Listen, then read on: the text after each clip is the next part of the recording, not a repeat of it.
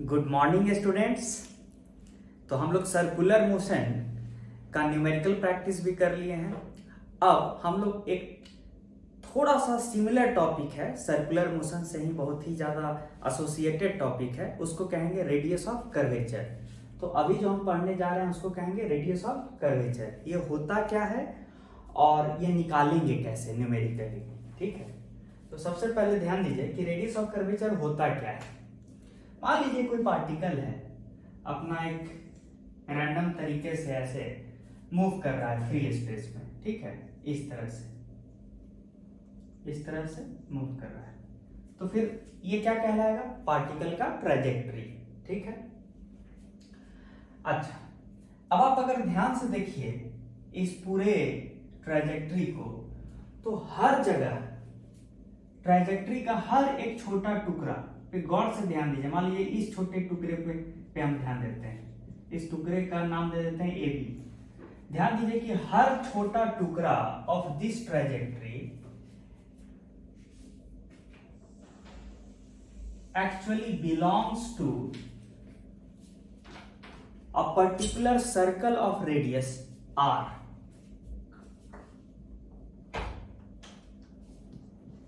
जैसे ये A B टुकड़ा जो है ये एक पर्टिकुलर सर्कल का हिस्सा जैसा नहीं लग रहा है ये, और उस सर्कल का कुछ रेडियस है।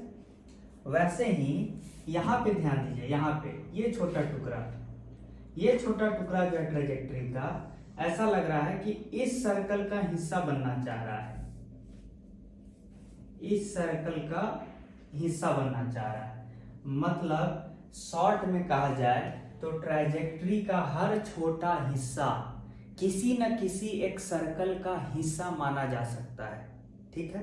किसी न किसी सर्कल का एक छोटा सा टुकड़ा माना जा सकता है, और हमारा काम है कि जिस सर्कल का वो टुकड़ा माना जा सकता है उस सर्कल का रेडियस क्या होगा। जैसे यहाँ पे ये जो ए बी टुकड़ा है ट्रेजेक्टरी का, जो एक छोटा सा हिस्सा है ए बी, वो इस सर्कल का पार्ट बनने की कोशिश कर रहा है, ठीक है ना। ऐसा लग रहा है कि इस सर्कल का पार्ट है ये, तो इस सर्कल का रेडियस आर होगा क्या, ठीक है ना। या फिर यहाँ पे ये जो छोटा टुकड़ा है पी क्यू, ये इस सर्कल का हिस्सा बनना चाह रहा है, ऐसा लग रहा है। तो इस सर्कल का रेडियस क्या है, आर डैश, रेडियस क्या है।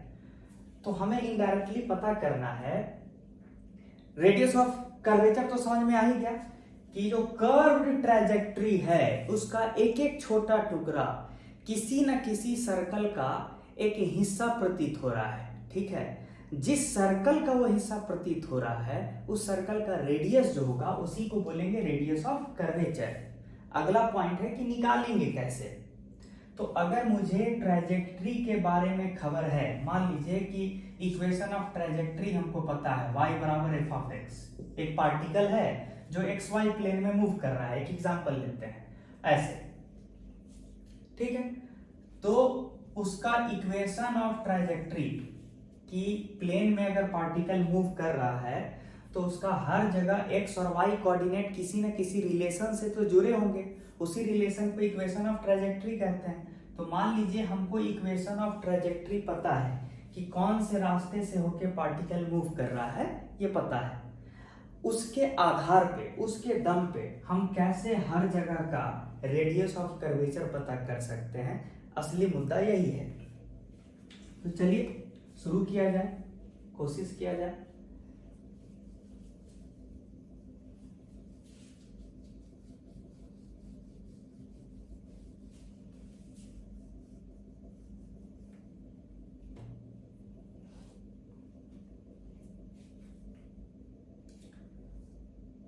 ठीक है, तो जैसे मान लीजिए ये है आपका ट्रैजेक्टरी,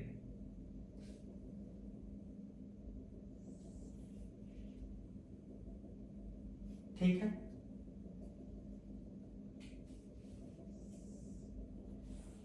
ये आपका ट्रैजेक्टरी, और हमको जानने का मन किया कि यहां पे इस पॉइंट पे पार्टिकल का रेडियस ऑफ कर्वेचर कितना है, पार्टिकल का रेडियस ऑफ कर्वेचर कितना है, ये जानने का मन है। तो देखिए कैसे निकालेंगे, अप्रोच कैसे करेंगे ये देखिए, अप्रोच कैसे करेंगे इसको देखिए। मुझे तो ये पता है ना कि अगर किसी भी पार्टिकल का, ध्यान दीजिएगा, किसी भी पार्टिकल का किसी पॉइंट P पे वेलोसिटी पता है लेटस से, और उसका टोटल एक्सेलरेशन पता है, और मान लीजिए दोनों के बीच का एंगल है थीटा, तो साफ साफ दिख रहा है कि एक्सेलरेशन का एक कंपोनेंट वेलोसिटी के अलोंग होगा और एक दूसरा कंपोनेंट वेलोसिटी के परपेंडिकुलर होगा। ये टोटल एक्सेलरेशन का एक हिस्सा वेलोसिटी के पैरेलल होगा, कितना, a का cos थीटा, और एक दूसरा होगा वेलोसिटी वेक्टर के परपेंडिकुलर, कितना, a का sin थीटा। थीटा क्या है, वेलोसिटी वेक्टर और एक्सेलरेशन वेक्टर के बीच का एंगल। ठीक है, मेरा कहना है कि अगर ये सच में ये रहा a का साइन थीटा, मेरा कहना है कि ये पार्टिकल जो है अगर सच में किसी सर्कल का हिस्सा बनना चाह रहा है तो तब तो लॉजिकली जो हम सर्कुलर मोशन में पढ़े हैं कि स्पीड का स्क्वायर बाय यहाँ पे जो ये सो कॉल्ड डॉटेड सर्कल है उसका रेडियस, उसी को आप क्या बोलने जा रहे हैं, radius of curvature, ROC, radius of curvature. तो स्पीड का square by radius of curvature, ठीक है, should be equal to normal acceleration जो आप पढ़े हैं सर्कुलर मोशन में। अच्छा, नॉर्मल एक्सेलरेशन क्या होता है, वो एक्सेलरेशन जो वेलोसिटी के परपेंडिकुलर होता है, यानी कौन सा, यहाँ पे ये वाला a sin थीटा बोलिए, या इसी को आप क्या बोल सकते हैं, normal acceleration a sin theta को। तो मतलब कायदे से अगर देखा जाए तो इस हिसाब से रेडियस ऑफ कर्वेचर आप कैसे निकाल सकते हैं, स्पीड का square by normal acceleration will give you radius of curvature at a particular point P on the trajectory. ठीक है, हाँ, ये स्पीड कहाँ का रखना है, जिस पॉइंट पे आपको पता करना है रेडियस ऑफ कर्वेचर वहां का स्पीड रखना है, और नॉर्मल एक्सेलरेशन भी वहीं का रखना है। तो ये बेसिक सा लॉजिक है कि अगर आपको पार्टिकल का स्पीड पता है और नॉर्मल एक्सेलरेशन पता है तो इस रिलेशन से उस पॉइंट का, गिवन पॉइंट का रेडियस ऑफ कर्वेचर निकाल लेंगे।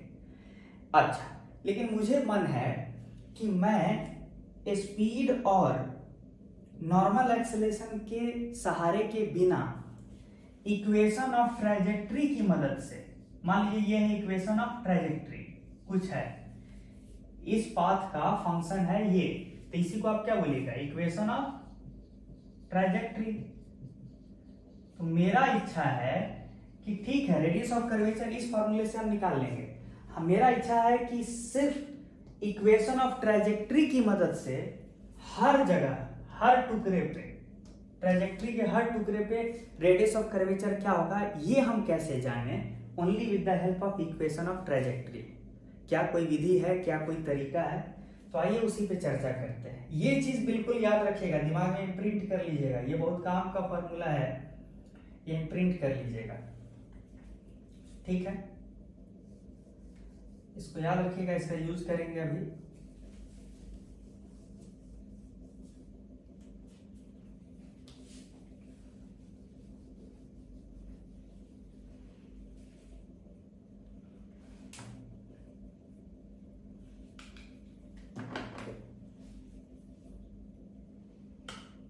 लेटस से कि यहाँ पे पार्टिकल का वेलोसिटी जो है v है, और मैग्नीट्यूड वाइज बस वेक्टर हटा दीजिए, और जो नॉर्मल एक्सेलरेशन है, बाद बाकी एक्सेलरेशन से हमको मतलब नहीं है, वो ये है, ठीक है।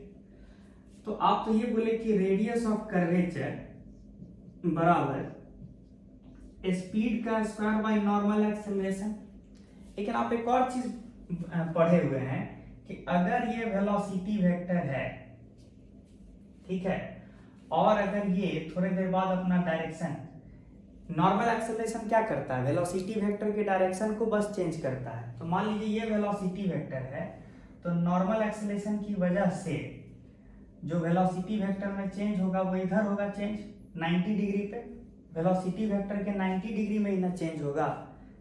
क्यों चेंज होगा, क्योंकि नॉर्मल एक्सेलरेशन की वजह से वेलोसिटी वेक्टर के 90 डिग्री में चेंज आता है। अच्छा, लेकिन नॉर्मल एक्सेलरेशन की वजह से वेलोसिटी वेक्टर का मैग्नीट्यूड चेंज नहीं होता है, ये भी आप पढ़े थे। तो इसका मतलब है कि कोई वेलोसिटी वेक्टर है उसका मैग्नीट्यूड भी है और इस पे नॉर्मल एक्सेलरेशन लग रहा है। dt टाइम के लिए ऑब्जर्व किए तो dt टाइम में वेलोसिटी वेक्टर में हल्का सा चेंज होगा, किस डायरेक्शन में, 90 degree to the velocity vector. नया वेलोसिटी वेक्टर बन जाएगा ये, लेकिन सारा चीज प्रूफ हो चुका है, लेकिन स्पीड का मैग्नीट्यूड चेंज नहीं होगा। अच्छा, लेट अस से कि velocity vector d theta angle से घूम गया है due to the presence of normal acceleration. तो फिर तो इस फिगर से हम क्या देख सकते हैं, डेल्टा v, याद है, ऐसा नहीं लग रहा है, ये फिगर देख के ऐसा नहीं लग रहा है कि ये भी एक सर्कल का रेडियस हो, क्योंकि ये दोनों का मैग्नीट्यूड सेम ही है, v और v, और ये बस घूम गया हो ऐसे। तो आप पढ़े हैं ना, आर्क लेंथ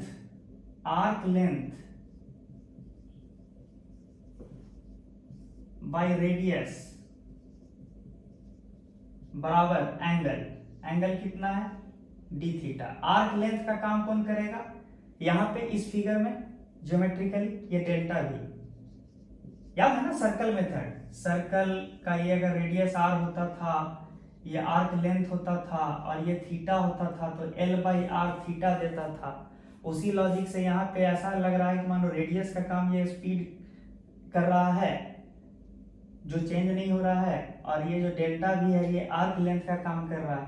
तो डेल्टा v/v बराबर डी थीटा, तो डेल्टा v क्या हो जाएगा, v डी थीटा। ये सब निकलवाए हुए हैं, बस दोबारा आपके रिवीजन के लिए बोल दे रहे हैं। ये delta v by delta t, यहाँ पे dt कर दीजिए। इनफैक्ट आप चाहिएगा तो डेल्टा v के बदले क्या लिख सकते हैं, dv भी यूज कर सकते हैं। ये डेल्टा v के बदले dv भी यूज कर सकते हैं, dv very small change in velocity perpendicular to the original velocity, dv। तो तब दोनों तरफ dt से डिवाइड कर दीजिए, तो क्या हो जाएगा, ये dv बाई dt क्या देगा, rate of change of velocity with respect to time, लेकिन किस डायरेक्शन का, in a direction 90 degree to the original velocity. तो इसी को ना नॉर्मल एक्सेलरेशन कहते हैं। तो हमको साफ साफ दिख रहा है कि नॉर्मल एक्सेलरेशन जो है v d theta by dt है। d थीटा बाई dt क्या दे रहा है एक्चुअल में, कि किस रेट से वेलोसिटी वेक्टर घूम रहा है।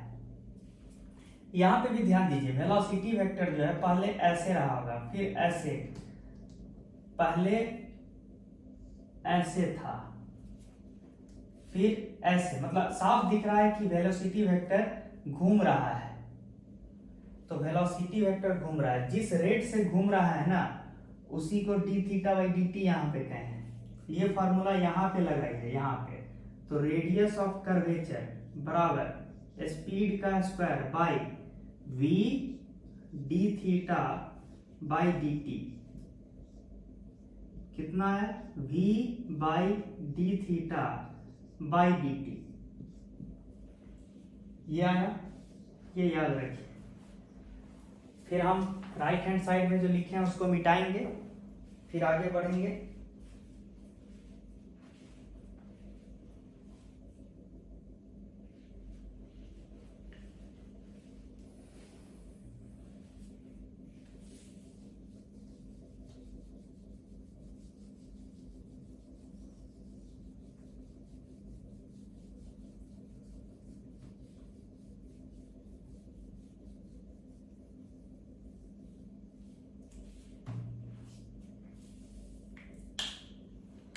अब देखिए, अब हम फर्दर प्रोसेस पे जाएंगे।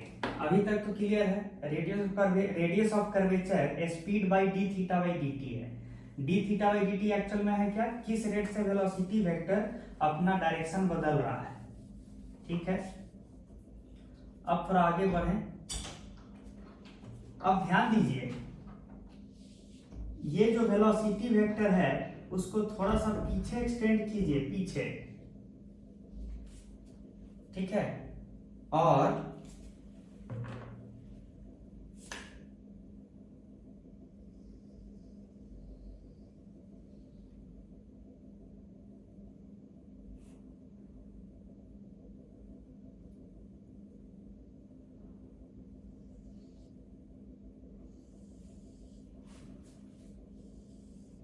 इसको एक्स एक्सिस बोल दीजिए, इसको वाई एक्सिस बोल दीजिए। और आप साफ साफ देखिए कि वेलोसिटी वेक्टर जो है पॉइंट ए का, उसको आप अगर पीछे रिप्रोड्यूस कीजिएगा तो एक्स एक्सिस के साथ कुछ एंगल बना रहा है, ठीक है। तो वेलोसिटी वेक्टर अपना एंगल जो बदलेगा, जिसकी आप चर्चा किए थे ना D theta by D T, कि किस रेट से वेलोसिटी वेक्टर अपना एंगल बदल रहा है, ठीक है। अपना एंगल मतलब अपना डायरेक्शन। तो ये जो वेलोसिटी वेक्टर है, ये मान लीजिए एक्स एक्सिस के साथ कुछ एंगल थीटा बना रहा है, तो ऑफ कोर्स जिस रेट से वेलोसिटी वेक्टर अपना डायरेक्शन बदलेगा उसी रेट से ये एंगल भी चेंज होगा। ये साफ साफ दिख रहा है। तो इसका मतलब हमको ढूंढना क्या था, speed by V D theta by D T, यही ना था आर ओ सी। अब काम शुरू करते हैं। हमें पता है कि velocity vector is along the tangent to the trajectory। याद है, velocity vector is always along the tangent to the trajectory। इसका मतलब जो थीटा है, इसके बारे में हम एक जानकारी जानते हैं, यानी tan थीटा बराबर क्या होना चाहिए, ये तो स्लोप ऑफ द टेंजेंट होना चाहिए ना, तो यानी dy बाई dx होना चाहिए, है ना। यहाँ पे बनाया गया जो टेंजेंट होगा उसका स्लोप ये ऐसे लिख सकते हैं, tan theta must be equal to dy by dx। अच्छा, अब बताइए दोनों तरफ with respect to time differentiate कीजिए, ठीक है। इतना दूर एक्स एक्सिस को हटा देते हैं अभी। With respect to time differentiate कीजिए, तो कितना आया,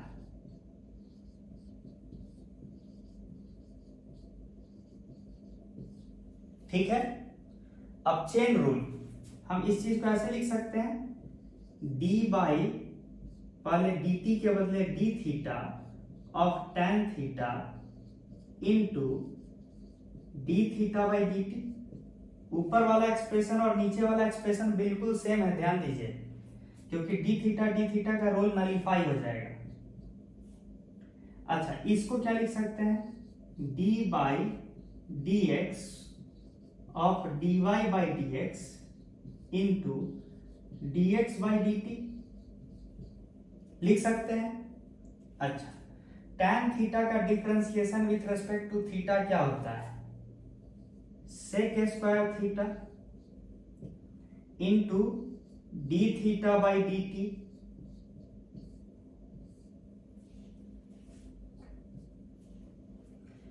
बराबर double derivative of y with respect to x होगा ना, d बाई डी एक्स, यानी differentiation with respect to x किसका, dy बाई डी एक्स का, यानी सीधे बोलिए ना y का double differentiation with respect to x into dx by dt क्या होता है, x कंपोनेंट ऑफ वेलोसिटी। मतलब कि जो वेलोसिटी वेक्टर है उसको हम दो भाग में रिजॉल्व कर सकते हैं ना, एक ये, इसको vx बोलिए, और एक ये, इसको क्या बोलिए, vy। I can resolve the total velocity vector along two perpendicular directions x and y।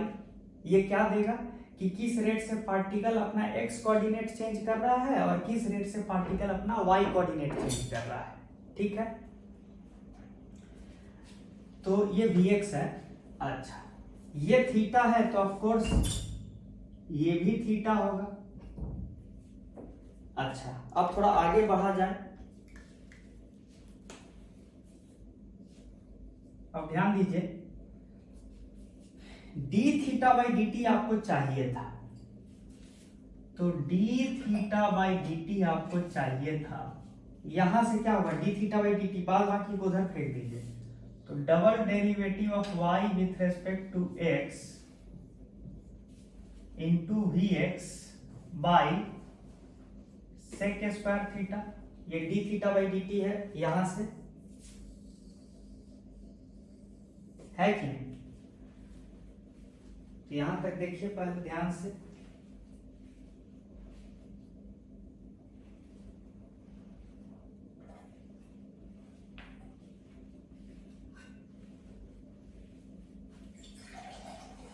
ठीक है, अब आगे बढ़ा जाए।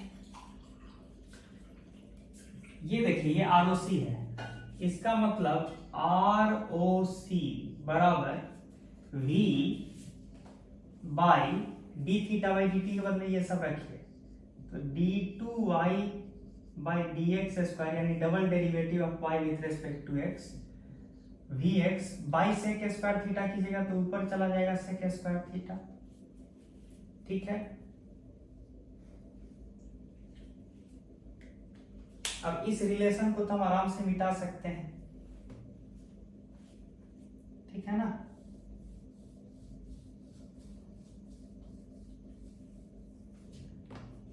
इस रिलेशन को आराम से मिटा सकते हैं। अब ध्यान दिया जाए कि v बाई वी एक्स, यहां पे ध्यान दीजिए तो इस डायग्राम में ध्यान दीजिए तो ये है v, ये रेड वेक्टर, यही है ना, इस रेड वेक्टर का लेंथ ही ना v है, v बाई वी एक्स यानी हाइपोटेनस बाई बेस क्या देगा, सेक थीटा, यानी आप बोलिए ना सेक थीटा और इंटू सेक स्क्वायर थीटा यानी sec cube theta by double derivative of y with respect to x। यही हो गया क्या, रेडियस ऑफ कर्वेचर होगा।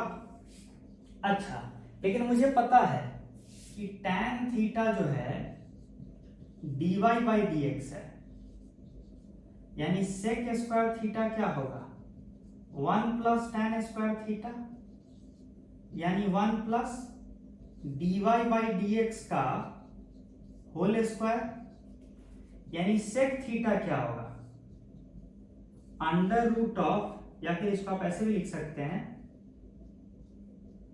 सेक थीटा हो जाएगा 1 plus dy by D X का होल स्क्वायर की पावर 1/2।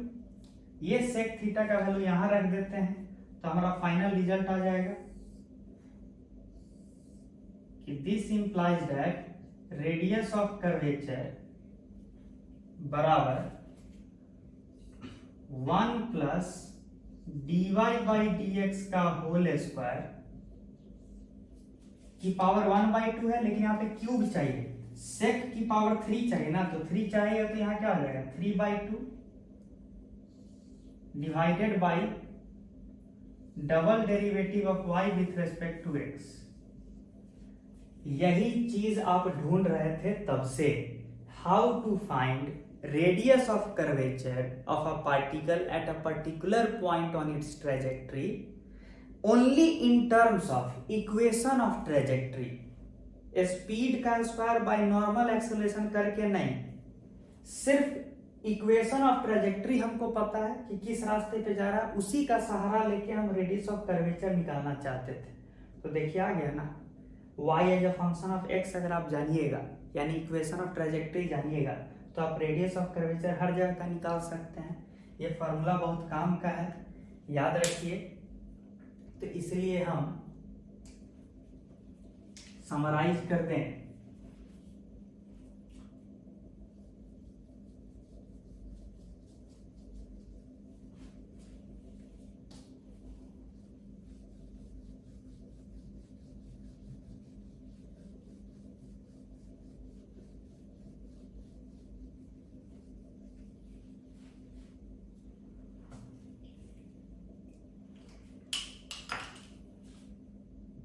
कि रेडियस ऑफ कर्वेचर बराबर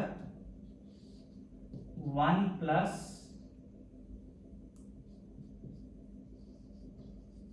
dy बाई dx का होल स्क्वायर की पावर 3/2 इस तरह से।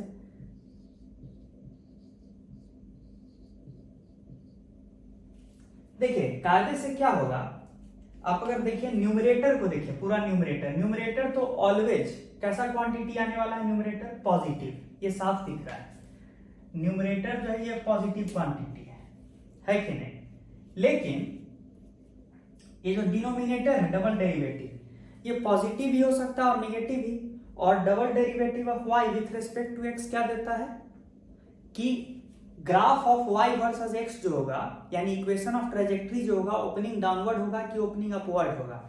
तो अगर double derivative of y with respect to x negative आ गया, तब तो कर्व ओपनिंग डाउनवर्ड हो जाएगा। तो रेडियस ऑफ कर्व अगर ये निगेटिव है, इफ नेगेटिव, तब तो पूरा ये फ्रैक्शन निगेटिव हो जाएगा नहीं। तो आपको लगेगा कि सर रेडियस ऑफ कर्वेचर का निगेटिव होने का मतलब क्या हुआ। निगेटिव होने का बस इतना सेंस हुआ कि जो आपका सर्कल है, जो ट्रेजेक्ट्री का जिस टुकड़े का आप बात कर रहे हैं, जैसे मान लीजिए यही पॉइंट ए, यहां पे अगर आप सर्कल बनाए होते तो ऐसा बनाए होते, तो ये कर्व के नीचे वाले पोर्शन में है ना। मतलब आप ऐसे समझिए कि इससे ये पता चला कि सर्कल किधर बनेगा। अब जैसे यहां देखिए, यहाँ पे कर्व जो है, यहाँ पे ओपनिंग अपवर्ड है, तो यहाँ पे सर्कल ऐसे ऊपर बनेगा।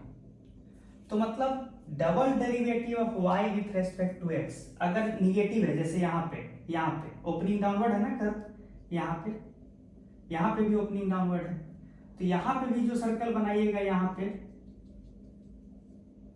ये कर्व के नीचे इस तरह से बनेगा। तो रेडियस ऑफ कर्वेचर अगर आप का इस फॉर्मूले से नेगेटिव आ रहा है, तो उसका असली सेंस क्या है कि सर्कल जो बनेगा वो कर्व के रेस्पेक्ट में किधर बनेगा, ऐसे नीचे या ऐसे ऊपर। ठीक है, बस ये बताता है रेडियस ऑफ कर्वेचर में अगर निगेटिव साइन आ गया तो बताएगा कि इस तरह का सर्कल कुछ बनेगा यहाँ पे, और अगर ये पॉजिटिव आ गया तो ये बताएगा कि इस तरह का। हाँ, कभी कभी आपको मन करता है कि नहीं हम साइन पे ध्यान नहीं देना चाहते हैं, बस हमको वैल्यू चाहिए कि सर्कल जो भी बने, नीचे बने इस तरह से कर्व के नीचे बने या कर्व के ऊपर बने, हमको बस चाहिए उस सर्कल का रेडियस। तो अगर ऐसा चाहिए तो आप सिंपल साइन को अवॉइड करने के लिए रेडियस ऑफ कर्वेचर को ऐसे भी लिख सकते हैं, 1 प्लस dy बाई dx का होल स्क्वायर की पावर 3/2 डिवाइडेड बाई, ये जो नीचे वाला क्वांटिटी है इस पे मॉड लगा दीजिए। मॉड लगाने से साइन का कंफ्यूजन ही खत्म। अब जो भी वैल्यू आएगा एक पॉजिटिव नंबर आएगा, लेकिन अब आपको ये पता नहीं चलेगा यहाँ से कि जो सर्कल बनेगा कर्व के नीचे इस तरह से बनेगा या कर्व के ऊपर इस तरह से यहाँ बनेगा। ठीक है, जिस रेडियस ऑफ कर्वेचर का आप चर्चा कर रहे हैं। तो बड़ा काम का फॉर्मूला है। ठीक है, इस पे कुछ न्यूमेरिकल करके आपको दिखाते हैं तो ठीक लगेगा।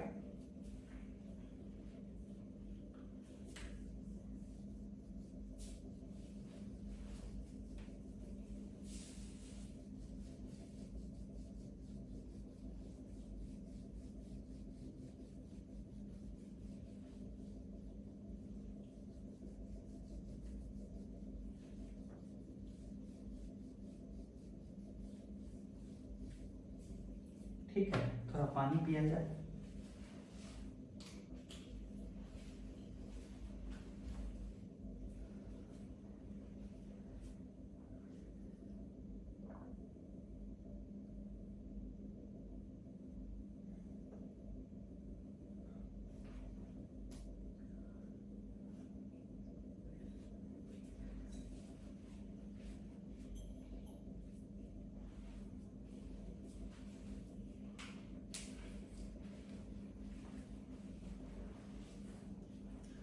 अब देखिए एक एग्जांपल लेते हैं।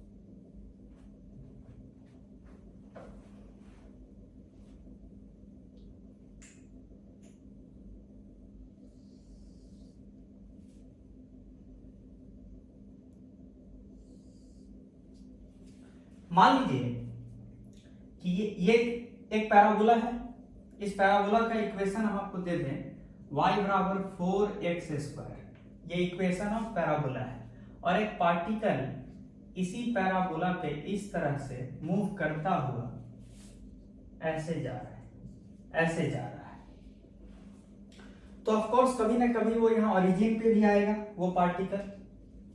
तो क्वेश्चन है कि जिस समय पार्टिकल ओरिजिन पे आएगा, मान लीजिए ये पार्टिकल जो है ना कांस्टेंट स्पीड v से मूव कर रहा है, पार्टिकल का जो स्पीड है वो कांस्टेंट है और किस पे मूव कर रहा है, पैराबोलिक पाथ पे। अब क्वेश्चन क्या है कि find radius of curvature of the trajectory at origin, origin के पास ट्रैजेक्टरी का छोटा सा हिस्सा जिस सर्कल का हिस्सा बनना चाह रहा है उस सर्कल का रेडियस क्या है। कायदे से तो आप यही जानना चाह रहे हैं, फैंसी वर्ड्स में उसी को आप रेडियस ऑफ कर्वेचर बोल रहे हैं, ठीक है, ये क्वेश्चन है। तो कैसे सॉल्व करेंगे, देखिए आपके पास दो फार्मूला है, आपको पता है कि रेडियस ऑफ कर्वेचर जो है वो आप सीधे सीधे स्पीड का स्क्वायर बाय नॉर्मल एक्सेलरेशन करके निकाल सकते हैं, लेकिन आपको स्पीड तो दिया है लेकिन नॉर्मल एक्सेलरेशन नहीं ना दिया है, तो इसलिए आप इस फार्मूला का अभी इस्तेमाल नहीं कर पाइएगा, ठीक है। तो करें क्या, तो आपको दूसरा भी तो फार्मूला याद है, रेडियस ऑफ कर्वेचर क्या था, 1 प्लस dy/dx का होल स्क्वायर की power 3/2 pi mod of d2y/dx², ठीक है। तो रेडियस ऑफ कर्वेचर क्या होगा,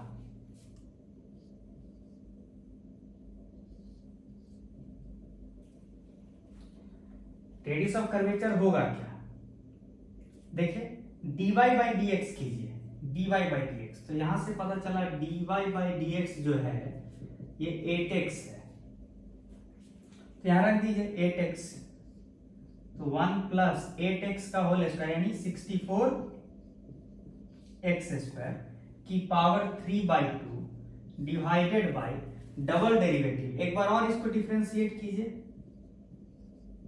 तो डबल डेरिवेटिव क्या हो जाएगा, अगर dy/dx 8x है तो एक बार और डिफरेंशिएट कीजिएगा तो क्या हो जाएगा 8, यहाँ 8। हमको रेडियस ऑफ कर्वेचर कहां का चाहिए था, ओरिजिन पे, ओरिजिन पे x का वैल्यू क्या होगा 0, तो यानी ROC एट ओरिजिन क्या हो जाएगा, बताइए, x का वैल्यू 0 रखिए तो 1/8 ही ना आएगा, ये हो गया आपका आंसर।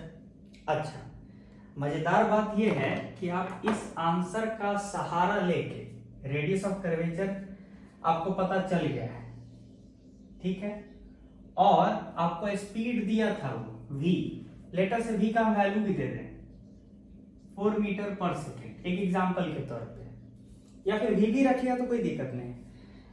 अब देखिए आपको रेडियस ऑफ कर्वेचर पता है, स्पीड v तो दिए ही थे, तो नॉर्मल एक्सेलरेशन भी निकाल दीजिएगा, ठीक है। जैसे ओरिजिन पे आप पता कर लिए कि जो सर्कल, जो एक छोटा सा टुकड़ा जो जिस सर्कल का हिस्सा बनना चाह रहा है, ट्रैजेक्टरी का छोटा सा टुकड़ा जिस सर्कल का हिस्सा बनना चाह रहा है उसका रेडियस जो है 1/8 मीटर है, यह पता कर लिए।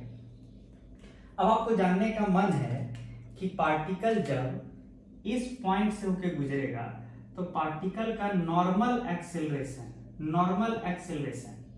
डायरेक्टेड टुवर्ड्स सेंटर वो होगा कितना, तो ये फार्मूला यूज कर लेंगे, नॉर्मल एक्सेलरेशन बराबर क्या होगा, स्पीड का स्क्वायर बाय ROC। अब स्पीड भी पता है और ROC भी पता है, तो नॉर्मल एक्सेलरेशन भी निकल गया। फायदे की बात ये है कि आप पहले रेडियस ऑफ कर्वेचर निकालिए इस फार्मूले से, और फिर इस फार्मूले से नॉर्मल एक्सेलरेशन निकालिए जिस भी पॉइंट का आपको जिक्र किया है। तो ये एक तरीका बताएं, ठीक है, प्रॉब्लम अप्रोच करने का। चलिए आगे बढ़ते हैं।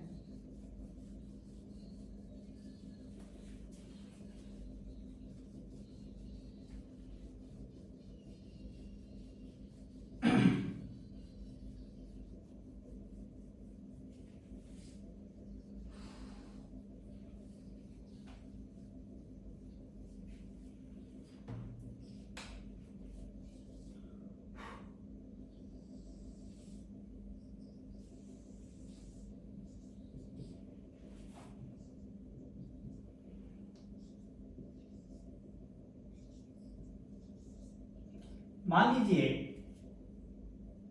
एक साइन कर्व बनाते हैं, sine curve,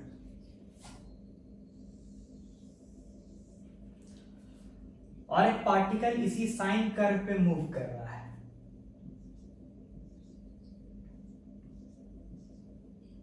with speed 2 metre per second, ठीक है, कांस्टेंट स्पीड से मूव कर रहा है।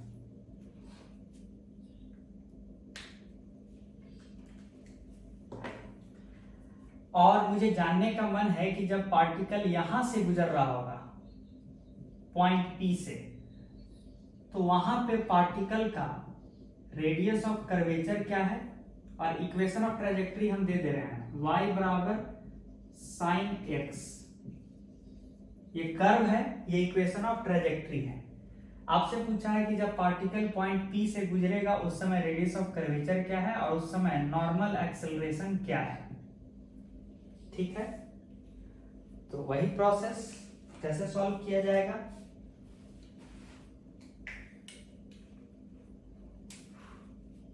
वही फार्मूला लगाइए, ROC बराबर 1 plus dy by D x. क्या होगा dy by D x, cos x। तो cos x का होल स्क्वायर की फिर होल की power 3/2 divided by mod of d2y by D x square, यानी double derivative of y with respect to x। अच्छा, ये जिस पॉइंट का चर्चा कर रहा है उसका x कोऑर्डिनेट क्या होगा आप ही बताइए, π/2, क्योंकि 90 डिग्री पे ही साइन अपना मैक्सिमम वैल्यू लेता है। अच्छा, यहां पे इस केस में तो अब बताइए dy बाई डी एक्स पता है, डबल डेरिवेटिव एक बार और डिफरेंशिएट करेंगे तो क्या होगा, माइनस साइन एक्स। सारा वैल्यू पता है, x बराबर π/2 पे मुझे रेडियस ऑफ कर्वेचर चाहिए, तो x बराबर π/2 रखिए, तो ये तो गया, तो न्यूमरेटर में बचा 1। अच्छा, डबल डेरिवेटिव क्या है, minus sine x, x is equal to π/2 पे डबल डेरिवेटिव का वैल्यू क्या होगा, -1, और उसका मॉड लीजिएगा तो 1 हो जाएगा। यानी शॉर्ट में बोलिए ना कि ROC जो है एट पॉइंट P 1/1 यानी 1 आया है, ठीक है। अच्छा, आप ये भी जानते थे कि स्पीड का square by ROC normal acceleration देता है, तो स्पीड था 2, उसका स्क्वायर 4 बटा रेडियस ऑफ कर्वेचर 1, यानी नॉर्मल एक्सेलरेशन का वैल्यू क्या आया, 4 metre per second square. Of course किधर की ओर डायरेक्टेड होगा, साफ दिख रहा है कि ये जिस सर्कल का यहाँ हिस्सा बनना चाह रहा है यहाँ का ट्रेजेक्ट्री, वो सर्कल कुछ इस सेंस में होगा ऐसे, तो नॉर्मल एक्सेलरेशन इधर की ओर, नीचे की ओर डायरेक्टेड होगा, ठीक है। और अगर मान लीजिए पार्टिकल का अगर टेंजेंशियल एक्सेलरेशन भी रहा होता पॉइंट P पे, तो टेंजेंशियल एक्सेलरेशन तो ऑलवेज टेंजेंट के लॉन्ग होगा, यानी वेलोसिटी के लॉन्ग। मान लीजिए अगर 80 रहा होता, 80, और am तो है ही, तो नेट रिजल्टेंट एक्सेलरेशन किधर आता, वेक्टर सम से इधर। तो इफ अगर 80 दिया रहता, 80 एग्जिस्ट्स,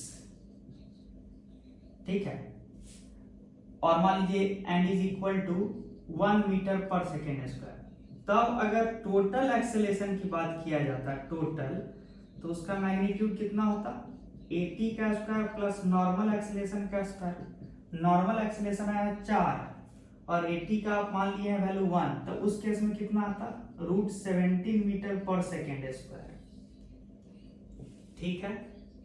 तो इस तरह से तरह तरह का सिचुएशन दिया जा सकता है, तो आप निकाल सकते हैं। अच्छा,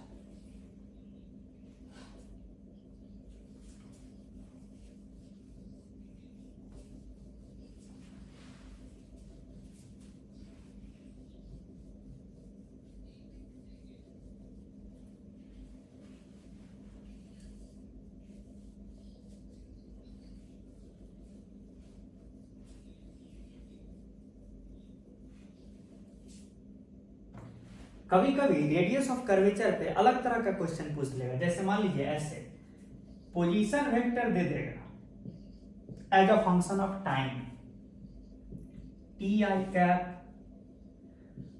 plus T square J cap, इस तरह का पोजीशन वेक्टर दे देगा as a function of time. और क्वेश्चन पूछ लेगा कि find radius of curvature at t equal to 1 second, ये क्वेश्चन पूछ लेगा। तो सॉल्व कीजिए।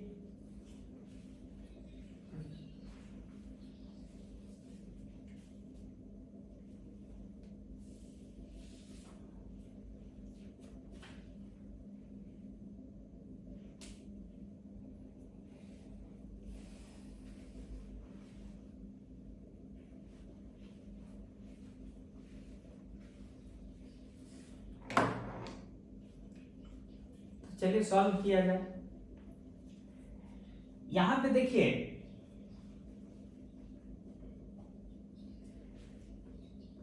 आप सीधे ये फॉर्मूला भी यूज कर सकते हैं, v स्क्वायर स्पीड का स्क्वायर बाय नॉर्मल एक्सीलरेशन बराबर रेडियस ऑफ कर्वेचर। बोलिए कैसे? स्पीड आराम से निकाल सकते हैं, कैसे? सो देखिए एक बार डिफरेंशिएट कीजिए विथ रिस्पेक्ट टू टाइम, तो क्या मिलेगा? वेलोसिटी। t का differentiation with respect to time 1 होता है, तो सीधे क्या बचेगा? i कैप प्लस यहां क्या बचेगा? 2t j cap. यानी शॉर्ट में कहिए तो आपको वेलोसिटी वेक्टर मिल गया as a function of time. Similarly acceleration क्या होता है? Rate of change of velocity vector with respect to time. तो डिफरेंशिएट कीजिए वेलोसिटी वेक्टर को, तो ये तो 0 हो गया और ये क्या हो जाएगा? 2 j कैप, यानी एक्सेलरेशन वेक्टर मिल गया। ये तो ऑलवेज कांस्टेंट है, दिख रहा है, फंक्शन ऑफ टाइम तो आया नहीं। अच्छा, कहानी कब का मांगा है? 1 सेकेंड पे। तो at t equal to 1 velocity क्या हो जाएगा? Velocity at t equal to 1 क्या हो जाएगा? i कैप प्लस t बराबर 1 डालिएगा तो 2 j कैप। तो वेलोसिटी वेक्टर पता है, एक्सेलरेशन वेक्टर पता है। फार्मूला क्या होता है? स्पीड का स्क्वायर बाय नॉर्मल एक्सेलरेशन बराबर रेडियस ऑफ कर्वेचर। स्पीड क्या होगा t इक्वल टू 1 पे? अंडर रूट ऑफ 1 का स्क्वायर प्लस 2 का स्क्वायर, यानी रूट ऑफ 5। रूट 5 है स्पीड, उसका स्क्वायर कीजिएगा तो 5 है। 5 डिवाइडेड बाय नॉर्मल एक्सेलरेशन, तो आपको भी निकालना है कि नॉर्मल एक्सेलरेशन का वैल्यू क्या है। ठीक है, तो मेन हमारा कहानी वही है।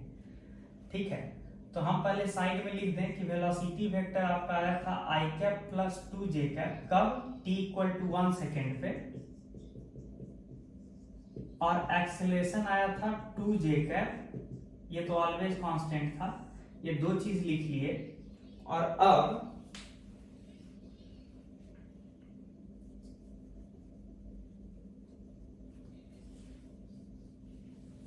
नॉर्मल एक्सेलरेशन पता करने का जर्नी स्टार्ट करते हैं।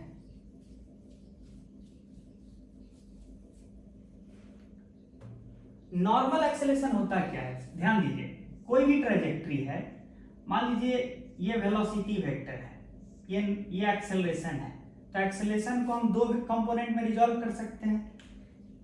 एक कंपोनेंट इसका हो जाएगा वेलोसिटी वेक्टर के अलोंग, और एक कंपोनेंट हो जाएगा वेलोसिटी वेक्टर के परपेंडिकुलर। जो परपेंडिकुलर होता है उसी को नॉर्मल कहते हैं, जो पैरेलल होता है उसी को टेंजेंशियल कहते हैं। तो अगर हम शॉर्ट में कहें तो पूरे एक्सेलरेशन वेक्टर को tangential acceleration plus normal acceleration की तरह लिख ही सकते हैं। I can always write total acceleration vector as a summation of tangential and normal acceleration. Vector law, vector के एडिशन लॉ से हम ये लिख ही सकते हैं। ठीक है, इसका मतलब है ना कि normal acceleration total acceleration minus tangential acceleration होगा। टोटल एक्सेलरेशन वेक्टर कितना है? 2 j कैप, तो ये पता है 2 j cap minus tangential acceleration कितना है, ये अगर निकाल लें तो हमको क्या मिल जाएगा? Normal acceleration. अच्छा, टेंजेंशियल एक्सेलरेशन एक्सेलरेशन का वह हिस्सा है जो वेलोसिटी वेक्टर के पैरेलल या एंटी पैरेलल होगा। मतलब हम क्या चाहते हैं, I want to know the component of acceleration vector along velocity vector. Velocity vector के along एक्सेलरेशन वेक्टर का कितना हिस्सा है, वही ना टेंजेंशियल एक्सेलरेशन है। किस लिए, तो टू फाइंड टेंजेंशियल एक्सेलरेशन। तो एक बात बताइए, टोटल एक्सेलरेशन का वो हिस्सा जो वेलोसिटी वेक्टर के along है, वो हम ऐसे नहीं निकाल सकते हैं।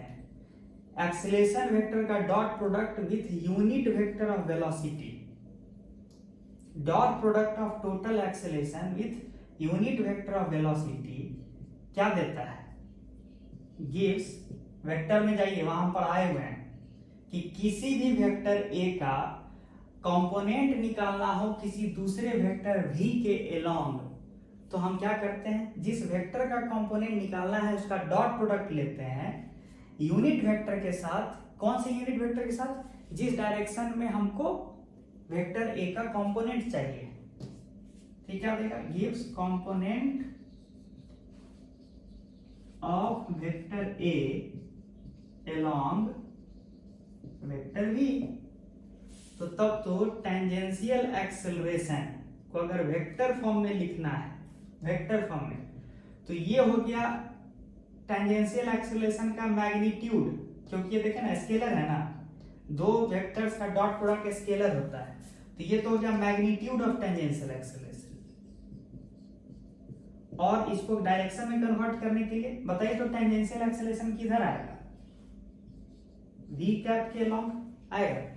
तो magnitude of tangential acceleration along with v cap. अब ध्यान दीजिए, बहुत बच्चे के मन में डाउट होगा कि सर कहीं टेंजेंशियल एक्सेलरेशन वेलोसिटी वेक्टर के एंटी पैरेलल आया तब तो ये गलत है। गलत नहीं है, अगर ऐसा है तब अपने आप ही ए वेक्टर डॉट वी कैप जो आएगा ना निगेटिव साइन के साथ आएगा, मतलब -1 -2, तब माइनस, मान लीजिए -1 वी कैप, तो अपने आप ही माइनस वी कैप आ गया ना, माइनस वी कैप का मतलब हो गया anti parallel to velocity vector. तो इसलिए आपको इस बात का चिंता नहीं करना है, ये अपने आप ही सही डायरेक्शन दे देगा टेंजेंशियल एक्सेलरेशन का। तो ये रहा टेंजेंशियल एक्सेलरेशन जो आपको चाहिए था। क्यों, क्योंकि ये पता चल गया तो आपको अपने आप ही नॉर्मल एक्सेलरेशन पता चलेगा, है ना। तो हम इस फॉर्मूले पे हिट करेंगे, आगे बढ़ते हैं।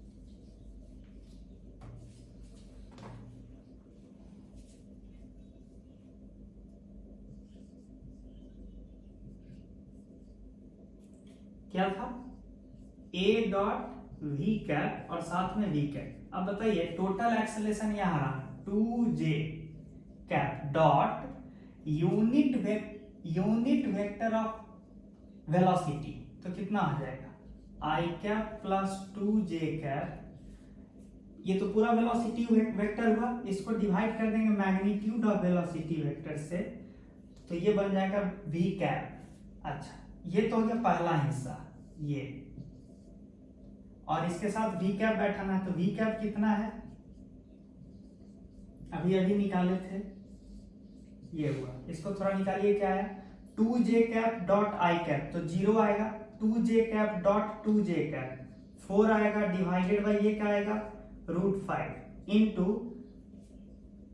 ये 1/√5 है, ये √5, ये 4/5 कर दीजिए पहले ही, 4/5, और साथ में क्या बैठा रहेगा, आई कैप प्लस 2j कैप। तो ये क्या हो गया आपका टेंजेंशियल एक्सेलरेशन। इसी बहाने आप tangential acceleration in vector form लिखने का तरीका भी देख लिए।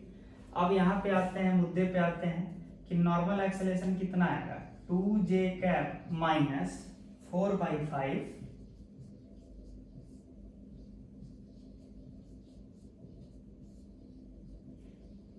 कितना हो जाएगा 10j कैप माइनस 8 यानी 2j cap minus 4i cap by 5। ये हुआ normal acceleration in vector form. तो मैग्नीट्यूड ऑफ नॉर्मल एक्सेलरेशन क्या हो जाएगा, तो बताइए अंडर रूट ऑफ 2/5 का स्क्वायर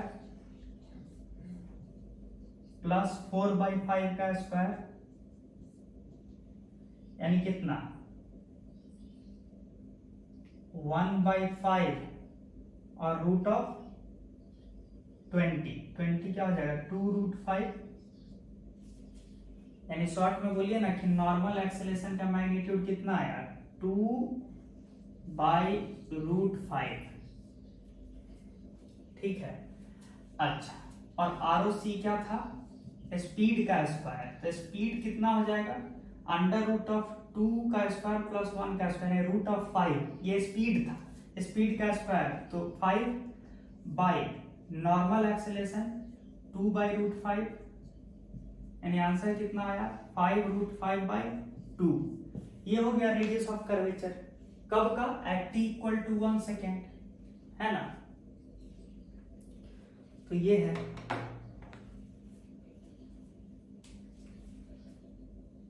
ठीक है।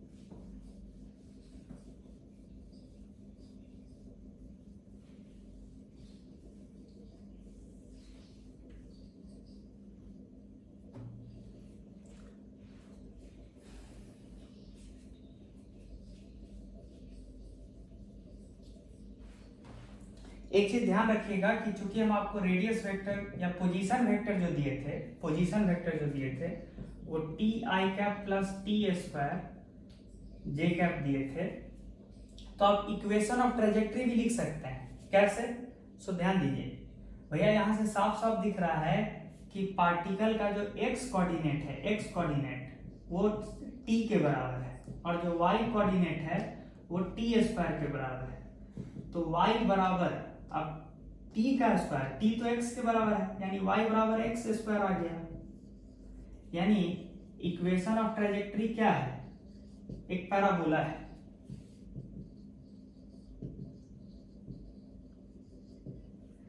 ठीक है, ध्यान दीजिए, इस लॉजिक से भी आप रेडियस ऑफ कर्वेचर निकाल सकते थे। रेडियस ऑफ कर्वेचर का फॉर्मूला क्या था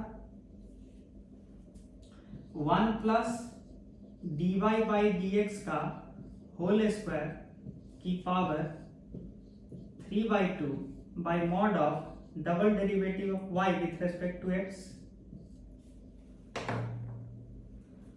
अब देखिए 1 प्लस dy/dx कीजिएगा तो 2x का स्क्वायर यानी 4x स्क्वायर की पावर 3/2 डिवाइडेड बाय 2, क्योंकि आप ही देखें ना dy/dx आया है 2x, यहां से double derivative of y with respect to x क्या आएगा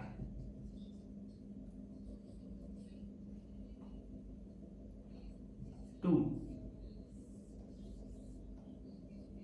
ठीक है, तो यहां 2 रख दिए और यहां पे 2x का होल स्क्वायर, तो क्या हो जाएगा देखिए dy/dx क्या है 2x, उसका होल स्क्वायर चाहिए तो 4x स्क्वायर होगा ना, बाद बाकी तो वैसे ही रख दिए। अच्छा, आपको किस समय का रेडियस ऑफ कर्वेचर मांगा था एट t इक्वल टू 1, तो t इक्वल टू 1 पे x कोऑर्डिनेट क्या हो जाएगा at t equal to 1 x बराबर 1 हो जाएगा और y बराबर क्या हो जाएगा 1। अब यहां पे चर्चा करते हैं कितना है x बराबर 1 डालिए तो 5 की पावर 3/2 बाई 2 आया ना। ये वही चीज आया कि नहीं जो आप पिछला बार डिराइव किए हैं, ये वही इसी चीज को आप ऐसे लिख दीजिए, आंसर आ गया। हालांकि हम डेस्परेटली और इंटेंशनली पिछला मेथड यूज किए थे ताकि आप उससे भी आंसर निकालना सीखिए, क्योंकि वहां आप बहुत कुछ सीख रहे थे, टेंजेंशियल एक्सेलरेशन निकालना, नॉर्मल एक्सेलरेशन निकालना, ठीक है। तो आप वो भी सीख लिए और इस मेथड से इक्वेशन और ट्राजेक्ट्री वाले मेथड से तुरंत निकाल लिए रेडियस ऑफ कर्वेचर, कहाँ कब का, जिस समय का वो मांगा था, कभी का भी आप निकाल सकते हैं। तो ये एक तरीका हुआ, ठीक है। तो ये था रेडियस ऑफ कर्वेचर, ठीक है।